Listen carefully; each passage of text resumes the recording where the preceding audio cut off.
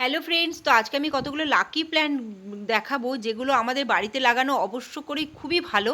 সেই গাছগুলো আপনারা বাড়িতে বেশি করে লাগাবেন। সেটা হচ্ছে লক্ষ্মী জবা গাছ প্রথমেই দেখালাম। তারপরে যেটা দেখাচ্ছি সেটা হচ্ছে পান গাছ। এই পান গাছ কিন্তু ভীষণভাবে শুভ মানা হয়, তাই জন্য পান গাছ বাড়িতে অবশ্য করেই লাগান। এরপরে যে গাছটা দেখাচ্ছি সেটা হচ্ছে অপরাজিতা গাছ। এই অপরাজিতা গাছও আপনারা বাড়িতে লাগাবেন এবং অনেকেই বাড়িতে লাগিয়েছেন।